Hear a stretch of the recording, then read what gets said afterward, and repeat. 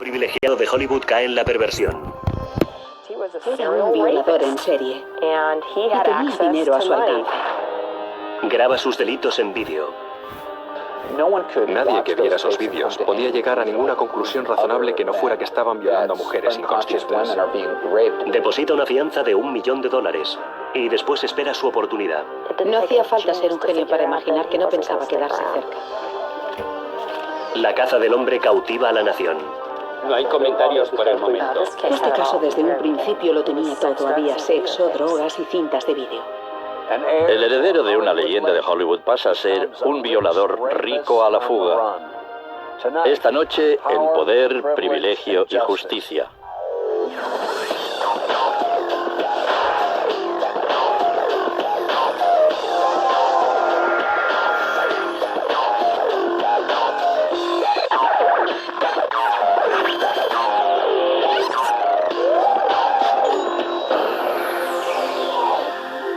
Poder, Privilegio y Justicia. Dominic Dune. Actos perversos. Muscle Shoals, en el sur de California, es una arenosa franja de cielo con vistas sobre el Pacífico.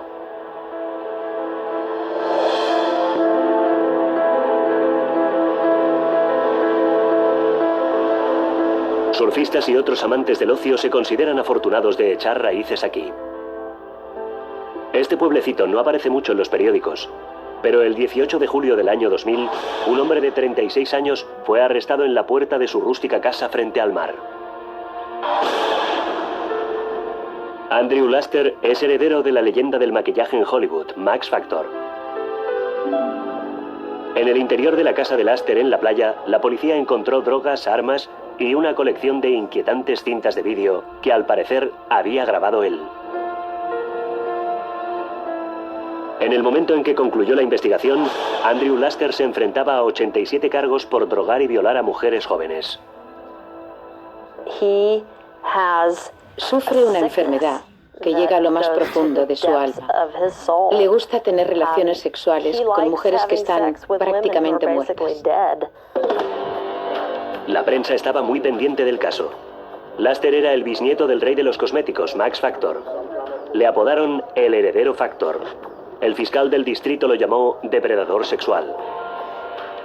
Cuando vivía en Los Ángeles, conocí a unos cuantos parientes de Andrew Laster. Eran buenas personas y muy respetadas. Bien, es posible que Andrew no fuera el primer heredero que se volvía un mujeriego, pero estaba enfermo y lo peor de todo es que estuvo a punto de salir impune de todo lo que hizo. Laster se mantuvo bajo arresto domiciliario mientras el caso se prolongaba. Si le condenaban, se enfrentaría a más de 100 años de cárcel. Era una sentencia que él no tenía intención alguna de cumplir. El 3 de enero de 2003, Andrew Laster huyó. Se inició una búsqueda a nivel mundial para encontrar a Laster. Y un cazador de recompensas de nombre Dwayne Doc Chapman se propuso llevarle ante la justicia. Me da igual donde esté, en el país que sea. Él sabe que Doc, el cazarrecompensas, va a por él. Y soy implacable y despiadado. Le capturaré. Chapman se convirtió en un experto en Andrew Laster. Comemos, dormimos y bebemos Andrew Laster el día entero. 3 semanas después de que comenzara su juicio, Laster fue condenado in absentia y sentenciado a 124 años. Nosotros, el jurado, declaramos al acusado culpable del delito de violación con el uso de drogas. Huir para salvarse no era algo para lo que Laster había sido educado. Andrew Laster había nacido en medio de la riqueza y los privilegios. Era el bisnieto de Max Factor, fundador del imperio de los cosméticos. Max Factor había nacido en Polonia. Emigró a Rusia y a los 20 y tantos años llegó a ser barbero del zar Nicolás II. Pero la vida en la corte era represiva para Max y huyó a América, llegando a Hollywood justo en los albores de la era del cine. Factor revolucionaría el arte del maquillaje en el cine. Era el principal cosmetólogo de Hollywood y casi todas las estrellas recurrían a él. Los famosos labios de Joan Crawford, esa boca grande y bonita, fue creada por Max Factor, diseñada específicamente para ella, en parte por quién era ella y por los personajes que interpretaba, siempre de mujeres enérgicas y agresivas. Pero la belleza no era solo para las estrellas de Hollywood. En la década de 1960, la empresa familiar pasó a cotizar en bolsa y los Factor nadaban en dinero. En 1963, la nieta de Max, Elizabeth, dio a luz un niño, Andrew Stuart Laster. Andrew, a quien su familia llamaba Drew, creció en la exclusiva Malibú, en California, entre las propiedades de los ricos y famosos frente al mar. Se crió en la zona de Malibu Road, a la colonia, justo en la playa. Y tenía su doncella, su niñera, su cocinera, y una forma de vida bastante fácil. Hacía lo que quería y tenía mucho dinero. Cuando Andrew tenía 5 años, su madre, Elizabeth, se divorció de su padre, el doctor Henry Laster, que murió pocos años después. Según su madre, Andrew quedó destrozado. Se pasaba horas a solas con sus numerosas mascotas. Había solo otra cosa que le interesaba. Como muchos chicos de Malibú, estaba obsesionado con el surf. Les encanta estar en el agua, buscando solo esa ola perfecta, que es como su meta. Encontrar el escenario perfecto. Cuando Andrew terminó la secundaria en 1981, se hizo a sí mismo un insólito regalo de graduación. Su propia casa de playa, en Muscle Shoals. Muscle Shoals era una auténtica comunidad de playa. Está entre Ventura y Santa Bárbara, ¿sabe? Es como el paraíso para un surfista. Es despertarse todas las mañanas y contemplar el océano. Laster vivía en la casa de la playa mientras estudiaba en una universidad local. Pero dejó los estudios antes de obtener un título. No le hacía falta trabajar y no le hacía falta madurar. En cambio, sí sabían que quería emplear su tiempo. Se pasaba el día al sol, deslizándose sobre las olas. Después comía un poco, tomaba un poco de cerveza e iba tras algunas mujeres. 40 minutos y este pez todavía se resiste. Laster nunca conservó un empleo. Especuló algo en bienes raíces y solía decir que era agente de bolsa. En el agua azul. Su principal fuente de ingresos era su fondo fiduciario. Con ese dinero se compró una segunda casa, un apartamento en la población pesquera de Cabo San Lucas, México. Vale, esta es la razón por la que... Laster era un experto pescador y le gustaba alardear ante la cámara con la caña y el carrete. Fíjate en esto. Fíjate en esto.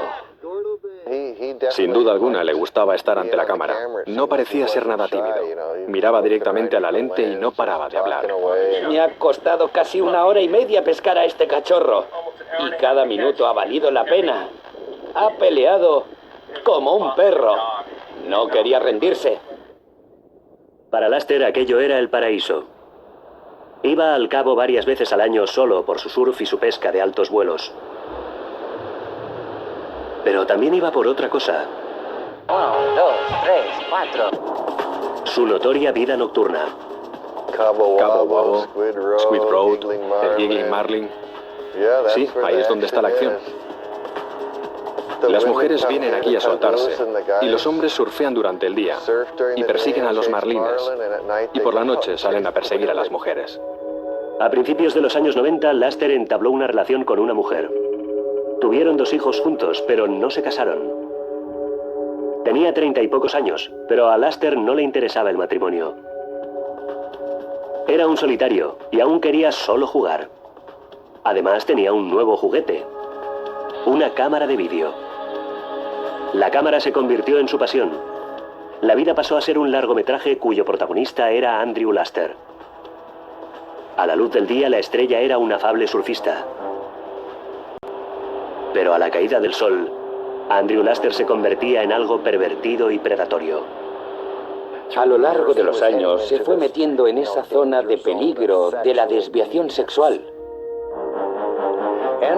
Andrew Laster tenía un tornillo flojo y a cada minuto se le iba aflojando más. Sus retorcidas perversiones y su sentido del derecho eran una peligrosa combinación. Lentamente, Laster se iba convirtiendo en un monstruo.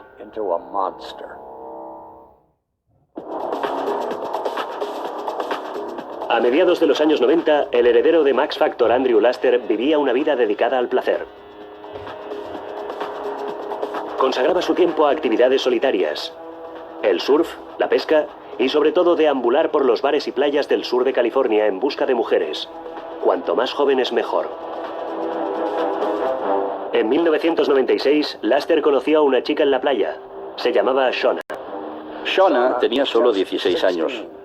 Laster 32, pero Andrew Laster no andaba buscando un alma gemela. Necesitaba sentir que ejercía poder sobre las mujeres.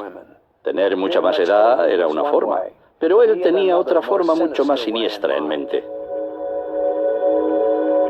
A Shona y a sus amigos les gustaba pasar el rato en la casa de Laster en la playa. Allí el bar estaba siempre bien surtido. Pero el alcohol no era el único modo de colocarse en casa de Laster. Había marihuana y cocaína, y otra droga que empezaba a hacerse popular, el GHB, oficialmente conocida como gamma hidroxibutirato. Su nombre en la calle era líquido X. Es una clase de droga sedante que, tomada en diversas cantidades, produce diferentes efectos en las personas. Para algunas puede ser afrodisíaco si se toma en pequeñas cantidades. Otras personas aseguran que produce mareos o incapacidad de dar cuenta de detalles u horas. Para otras personas supone la pérdida de conocimiento. Antes el GHB se vendía en tiendas de alimentación sana, como suplemento nutricional. De sencilla elaboración, es indetectable en la corriente sanguínea solo 12 horas después de haber sido ingerido. Una noche, Shona estaba pasando el rato en casa de Laster. Cuando no se daba cuenta, él le echó GHB en la bebida. Shona se desmayó. Laster introdujo una cinta en su cámara de vídeo. Pulsó grabar, describió lo que estaba a punto de hacer y violó a su inconsciente presa. Cuando Shona volvió en sí era ya de día y no consiguió recordar nada de la noche anterior. Por fuera, Andrew Laster se parecía mucho a los niños ricos de mediana edad que vivían en Muscle Shoals. Durante el día se divertía en la playa, conocía chicas y era un tipo normal, pero cuando caía la noche era como un depredador sexual nocturno. Era dos personas como Jekyll y Hyde. Una noche en un bar de Santa Bárbara, Laster conoció a Tonya, de 23 años. Tonya le acompañó a su casa de la playa. Laster le ofreció GHB, diciéndole que la haría sentir bien. Cuando Tonya estaba inconsciente, Laster la violó y lo grabó en vídeo. El señor Laster era un depredador sexual frío como el hielo. Y creemos que, como depredador sexual, su territorio de caza eran los bares del centro, los bares de la universidad en Santa Bárbara. Hacía unos enormes esfuerzos para imitar su forma de vestir, para imitar su lenguaje. Alrededor de la medianoche del 14 de julio de 2000, Laster fue a O'Malley's, un bar en State Street, en Santa Bárbara. Conoció a Cari, estudiante de la UCSB. Hacía calor. Laster ofreció a Cari una bebida fría. Le había añadido GHB. La mezcla la aturdió.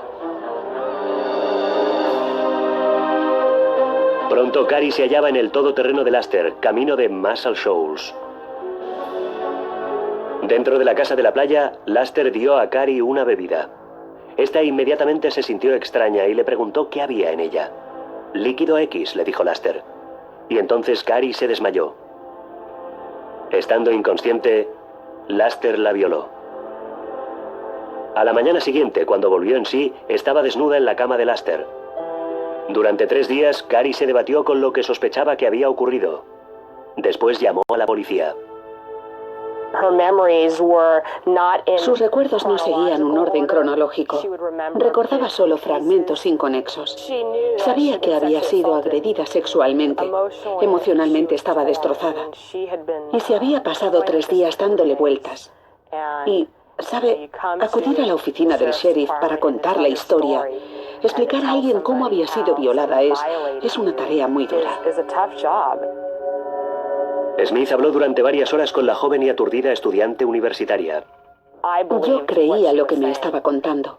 Y la pregunta que tenía en mi mente era, ¿cómo demuestro a otras personas, al público, a un jurado, lo que ella me está diciendo? Smith pidió a Cary que telefoneara a Andrew Laster. Nos sentamos en una sala y yo escucho la conversación. Y lo que le digo es, haga como que se lo pasó muy bien. Simule que quiere volver a quedar con él para verse.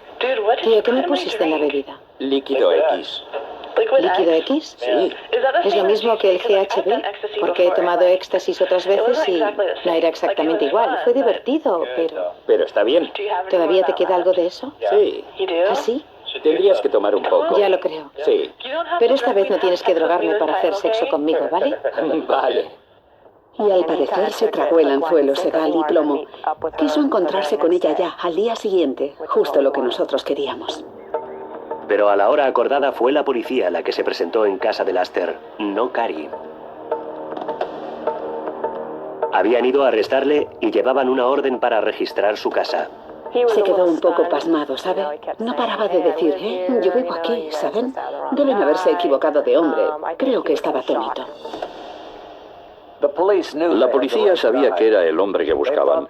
Creían que quizá iban a encontrar más pruebas en casa de Laster, pero no estaban preparados para el impactante rastro de cintas de vídeo que estaban a punto de hallar.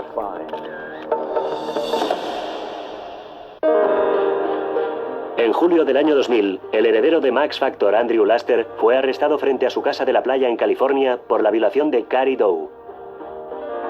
Fue conducido esposado hasta la oficina del sheriff e interrogado. Se mostró muy seguro de sí mismo durante aquel interrogatorio y repetidamente trataba de asumir el control del interrogatorio como alguien que cree firmemente. No tenéis nada contra mí y yo solito voy a salir de esta. La vida había sido siempre fácil para Laster. De hecho, dijo a los policías, oigan, soy rico, contrataré a un buen abogado y destrozará a esa chica en el estrado. Al parecer, Laster creía que podía salir airoso de todo. Yo no meto la pata. Llevo toda mi vida adulta viviendo en el mismo sitio. Soy un tío rico, no puedo meter la pata, no pienso perder mi dinero. ¿Es usted un tío rico? Sí. Pero enseguida Laster se acorraló a sí mismo cuando la inspectora Smith le sorprendió en una mentira. O sea que le dijo que puso líquido X en su bebida. Yo jamás le he dicho eso, no. Básicamente lo que dijo fue que no se lo había dado, que no le había dado nada, que no tenía conocimiento de tal cosa. Y más avanzado el interrogatorio, lo que yo le dije a él fue, ¿sabe? Estuve escuchando la conversación que mantuvo anoche con Cary. Y llegado a ese punto fue cuando dijo, bueno, sabe, tuve que hacerlo. Admitió que le había dado el GHB, pero que fue consensuado. Mientras Laster estaba siendo interrogado en la comisaría de policía, los investigadores registraban su casa de la playa en Muscle Shoals. Marihuana, cocaína, quaaludes, setas. Pero eso no fue todo lo que descubrieron. También encontraron nunchakos, un arma ilegal para artes marciales, y un rifle de asalto AK-47. Pero esas cosas parecen comunes y corrientes comparadas con lo que encontraron a continuación. Apiladas en una estantería, docenas de las cintas de vídeo caseras de Laster. Y había una que destacaba, la que decía Shona colocada con GHB, que suscitó cierto interés, así que la pusimos. Y resultó ser inquietante, muy inquietante. La cinta empieza y muestra a una chica inerte, y después entra él en el encuadre, y se sienta en el borde de la cama, de cara a la cámara, y empieza a narrar. Describe, muchas personas sueñan con Navidad y Acción de Gracias. Yo sueño con esto. Cuando la policía visionó el resto de las cintas, encontró más escenas de Laster violando a chicas que parecían estar inconscientes. En fin, están en coma. Están roncando. Están sin vida. Él tiene que coger sus extremidades y recolocarlas. Y no solo agrede sexualmente a esas mujeres, sin signos evidentes de remordimiento. Es la impresionante representación de un depredador sexual grabado en directo en vídeo. Una semana después, Laster compareció ante un juez y fue acusado de envenenamiento y violación. Su elevada fianza batió un récord en el condado de Ventura. El fiscal del distrito solicitó y le fue concedida una fianza de $10 millones para Andrew, algo sencillamente sin precedentes. Pidieron al tribunal: señoría, deseamos una fianza muy alta para asegurarnos de que no huye. La inmensa fianza solo consiguió dar más publicidad y escándalo a la historia. Primero los periódicos locales y después los medios nacionales saltaron sobre ella. Los medios sabían que el señor Lasta era heredero de Max Factor. De hecho, fueron ellos los que nos lo contaron. Los periódicos no se cansaban de hablar de la historia, y al final la publicidad llegó a oídos de Tonya, la joven a la que Laster había violado 4 años antes. Tonya Doe había visto, de hecho, varios de los artículos en los periódicos, y cuando intentábamos localizarla, ella oportunamente llamó a la oficina.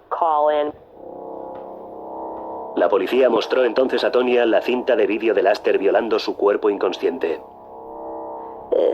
Es la violación de un ser humano más repugnante, perturbadora y alarmante que he presenciado jamás. Es lo más cerca que he estado de la necrofilia en toda mi vida. Ese hombre tiene relaciones sexuales con cuerpos desmayados.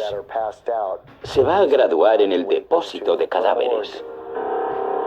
Los inspectores seguían todas las pistas en su búsqueda de las otras chicas que aparecían en las cintas de Laster.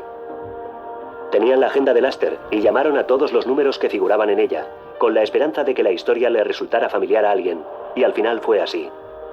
Se llamaba Shona, la chica de 16 años con la que Laster se había corrido una juerga. Shona se quedó horrorizada al oír lo que los inspectores le contaron.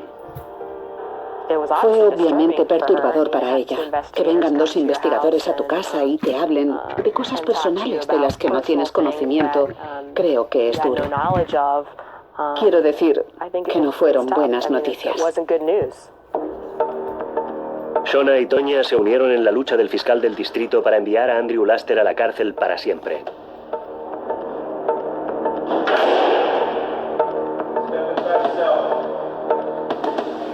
El hombre que había hecho siempre lo que le placía estaba encerrado en una celda de 1,5 metros por 2,5 metros, y se le permitía salir 1 hora al día para hacer ejercicio y ducharse.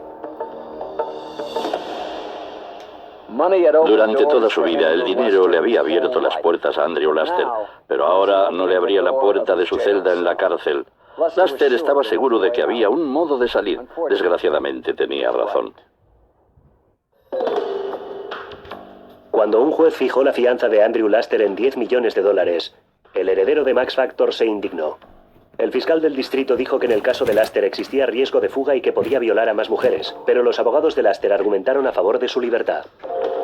Nosotros defendimos nuestro argumento y él ganó. El tribunal de apelación hizo lo correcto al reducirle la fianza. El juez redujo la fianza de Laster hasta una cantidad que pudiera pagar: $1 millón. Difícil para la mayoría de la gente, pero sin importancia para la familia de Laster. No solo podían reunir el dinero, sino que podían permitirse perderlo si Andrew decidía cortar por lo sano y huir. Parte del trato de la libertad bajo fianza consistía en arresto domiciliario, con una pulsera de monitorización en el tobillo, por lo que no podía ir más allá de su casa. Las pulseras electrónicas de monitorización son comunes entre los delincuentes juveniles, pero Laster fue el primer adulto en el condado de Ventura que llevó una. En la oficina del sheriff se quejaron de que la riqueza de Laster le había granjeado el privilegio del arresto domiciliario. Se trataba de cargos graves. Era un violador en serie y tenía acceso al dinero. Eran condiciones que hasta entonces no se habían dado nunca en nuestro tribunal para nadie.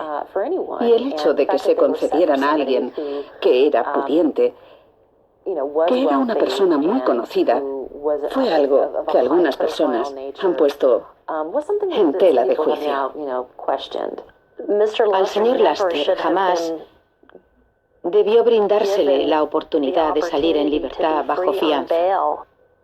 Nos inclinamos ante su estatus y su posición. En julio de 2001 comenzaron las vistas preliminares. Los fiscales tenían que demostrar que contaban con pruebas suficientes para ir a juicio. Laster, de 37 años, montó el numerito de hombre inocente erróneamente acusado. Su lenguaje corporal mostraba a un hombre desafiante. Daba la impresión de que pensaba luchar contra aquello, de que creía que aquellos cargos eran falsos, que aquellas mujeres mentían, que las relaciones sexuales que mantuvieron fueron consensuadas y que se trataba de un problema en realidad, de una oficina del fiscal un tanto mojigata, ¿sabe? Que quería castigarle severamente por algo que no era cierto. 3 de las supuestas víctimas de Laster, Carrie, Shona y Tonya, testificaron que fueron drogadas hasta quedar inconscientes. Las cintas de vídeo que grabó Laster mostraron lo que sucedió a continuación. El señor Laster tiene múltiples oportunidades de retirarse y poner fin a las agresiones sexuales. En cambio, va y cambia la música. Trae otros objetos externos para incorporarlos a la agresión sexual. Y cada vez que lo hace, son nuevos cargos. Las pruebas eran abrumadoras. El juez ordenó que Laster fuera sometido a juicio por envenenamiento, violación, posesión de arma mortal y agresión sexual. 87 cargos en total. Cada cargo suponía una condena en prisión. Si era declarado culpable, Andrew Laster podía ser condenado a más de 100 años. Pero la riqueza de Laster suponía que podría costearse el mejor equipo legal que se podía comprar con dinero. Lo que compró con su dinero fue al famoso abogado defensor de Los Ángeles Roger Diamond y a la letrada de apoyo Kiana Sloan Hillier. De inmediato, Diamond ajustó cuentas con la acusación y una hambrienta prensa engulló ávidamente cada palabra. Este juicio se habría celebrado hace mucho tiempo si el fiscal del distrito hubiera permitido que fuera público. La defensa estaba empeñada en lograr que el caso se litigara en los medios. Queríamos que el caso se juzgase en la sala de un tribunal. Ahí es donde se celebra un juicio justo, en la sala del tribunal, no en la primera plana del Times, ni en el noticiario. El juez estaba de acuerdo y emitió una orden de mordaza, tanto para la acusación como para la defensa. A ninguna le estaba permitido hablar con la prensa. La defensa procedió a presentar una moción tras otra, lo que demoró el comienzo del juicio. Los abogados de Laster alegaban que el condado de Ventura estaba conspirando contra su cliente. Había personas de la defensa que creían que existía un esfuerzo conjunto contra Andrew y que todo el mundo estaba involucrado. Desde la acusación hasta el juez, pasando por el sheriff. La estrategia pasó a ser: sometamos a juicio a todos los demás, juzguemos a la policía, juzguemos a la acusación, juzguemos a todo el sistema judicial y hagamos que este caso gire en torno a cualquier posible tema que se nos pueda ocurrir, siempre que no tenga nada que ver con la culpabilidad o inocencia de Andrew Laster. La defensa argumentó que la evidencia clave, las cintas de vídeo de Laster manteniendo relaciones sexuales con las víctimas, habían sido alteradas, y sin visionar las originales, no podían defender con eficacia a su cliente. Las cintas que se mostraron al tribunal y a la defensa eran versiones editadas de las cintas originales de Andrew. Les habían añadido subtítulos y jamás llegamos a ver las cintas originales. Tuvieron oportunidades de visionarlas y nunca aprovecharon dichas oportunidades. Así que ellos tenían copias exactas de lo que nosotros tenemos. Los abogados de Laster también adujeron que las mujeres de las cintas habían consentido tener relaciones sexuales con él. Pero dicha estrategia fracasó cuando un tribunal de California dictaminó que un hombre no podía mantener relaciones sexuales con una mujer que estuviera inconsciente, aunque ésta hubiera dado ya su consentimiento. La defensa tenía que encontrar una nueva estrategia, y sin perder un instante lo hizo. Señalaron a Waves and Babes, una película de porno blando producida por Laster. La defensa dijo que Laster aspiraba a producir películas porno y que las víctimas aspiraban a protagonizar películas para adultos. Sí, era aspirante a productor de películas porno. La cuestión era si aquello era pornografía o violación. Existe todo un género de pornografía que tiene que ver con mujeres que fingen estar inconscientes y de forma muy convincente. Era lo mismo ver aquellas cintas y pensar que se trataba de una filmación de porno amateur, que contemplar cómo se desploman las Torres Gemelas y pensar que se trata de un efecto especial de Hollywood. Y para agravar más la atmósfera de circo que imperaba, estaba la tensión entre los abogados. Uno de los abogados de la defensa hizo referencia al fiscal del distrito y sus secuaces. Por lo tanto, había mucha animosidad. Al final, el juez Ken Riley se hartó. El juez se puso a gritar al abogado defensor, que a su vez le gritaba al juez. Y el juez decía, mire, ¿sabe qué le digo? Vamos a ir a juicio, se acabó. Vamos a iniciar la selección del jurado. Con su cartera repleta y sus inteligentes abogados, Andrew Laster había conseguido demorar el juicio durante casi 2 años y medio. Pero el momento de la verdad había llegado. Y parecía que Laster iba derecho a la cárcel a pesar de su nombre y su dinero. 2 años y medio después de su detención, comenzó el juicio de Andrew Laster. Si se le condenaba, el antes surfista pasaría el resto de su vida entre rejas. Aunque de momento se hallaba en su casa de Muscle Shoals bajo arresto domiciliario. Me llamó en 2 ocasiones distintas. Definitivamente era como un hombre enjaulado, quería salir. No podía surfear ni hacer nada. Decía que lo habían inculpado y que pronto se libraría de todo aquello, y que estaba impaciente por volver a las olas. Los abogados de Laster solicitaron que se relajara su arresto domiciliario, y el juez estuvo de acuerdo.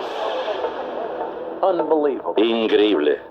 Laster era un violador en serie y lo único que le impedía ya salir huyendo era una pulsera electrónica de tobillo. No tenía sentido.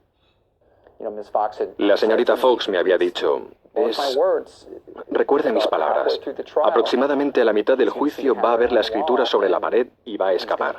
No sabía cuánto tiempo iba a tardar, pero no hacía falta ser un genio para imaginar que no iba a quedarse aquí mucho tiempo. Laster estaba tenso y visiblemente contrariado en la sala del tribunal. Era evidente que el señor Laster intentaba controlar lo que sus abogados hacían. El señor Diamond hablaba, por ejemplo, con el juez. Se dirigía a él por algún tema en particular, y el señor Laster estaba junto al oído del señor Diamond hablándole constantemente. Por mucho que Laster intentara controlar las diligencias de la sala del tribunal, no conseguía controlar el impacto del testimonio de las víctimas. Sobre todo sus descripciones de cuando se vieron en las cintas de vídeo siendo violadas. Cuando vio por primera vez la cinta y vio al acusado realizando esos diversos actos sexuales en su cuerpo, ¿cuál fue su reacción? Es muy repugnante para mí. Y cuando lo vi por primera vez, fue como verme a mí misma violada en tercera persona y sin poder hacer nada para impedirlo. A pesar de lo perjudiciales que fueron sus testimonios, la defensa sabía que lo peor estaba aún por llegar. Las cintas de vídeo.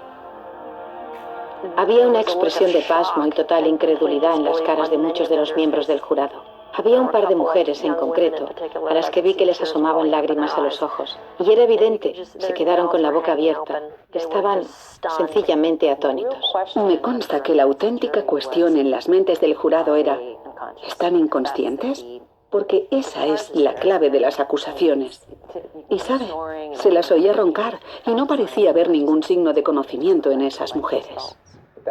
Ese fue su primer contacto con la realidad. Les hizo pensar, esto no tiene aspecto de ser una filmación de porno amateur. Laster observaba al jurado, mientras el jurado le observaba a él cometiendo una violación tras otra.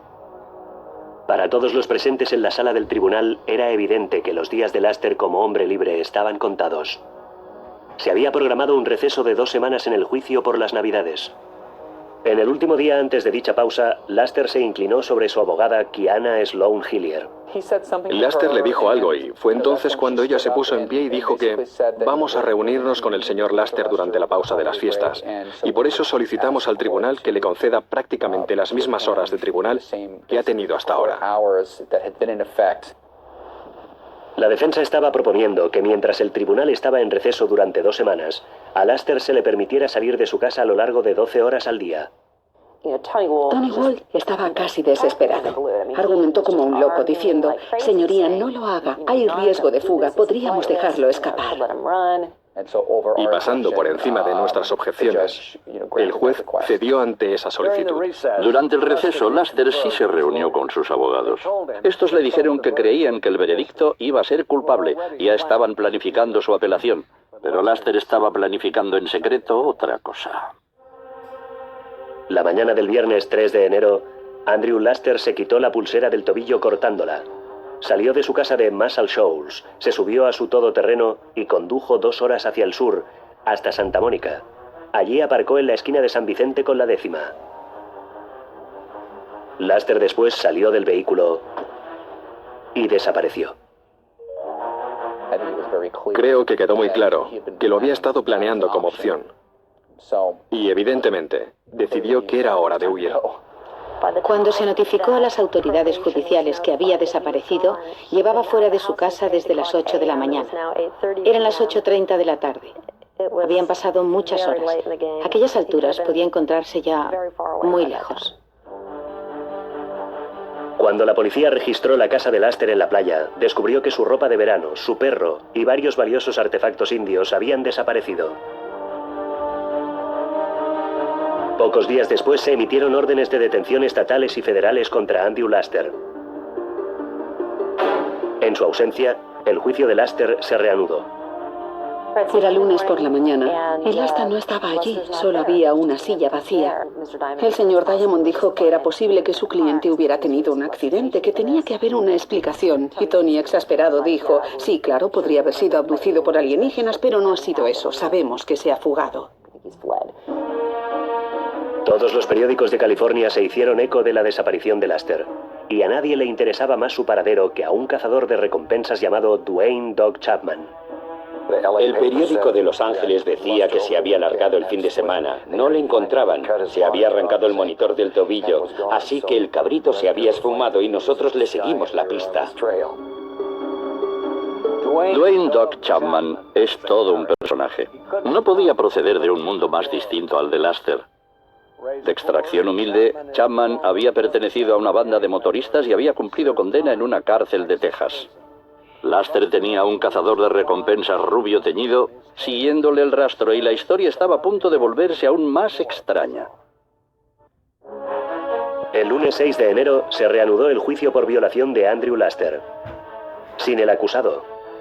3 días antes, Laster se había saltado la libertad bajo fianza y había desaparecido. Le diría a Andrew Laster, por favor, regrese ya. No le hace ningún bien estar ausente.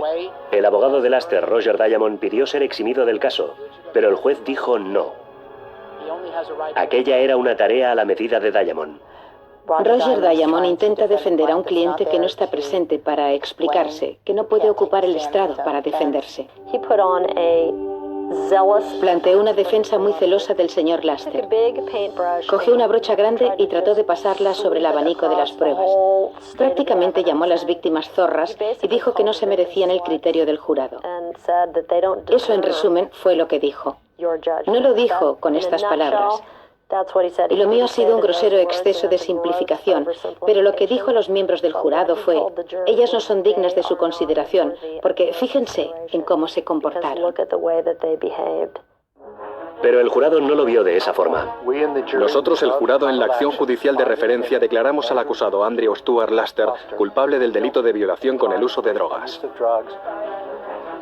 El 21 de enero, Andrew Laster fue condenado por 86 de los 87 cargos de envenenamiento y agresión sexual. Fue sentenciado a 124 años de cárcel, pero no iba a pasar ni un solo día en prisión si no era capturado. El cazador de recompensas Dog Chapman estaba decidido a encontrar al fugitivo. El miedo más grande de Andrew Laster es cuando va a aparecer Doc, el cazador de recompensas. He de atraparlo.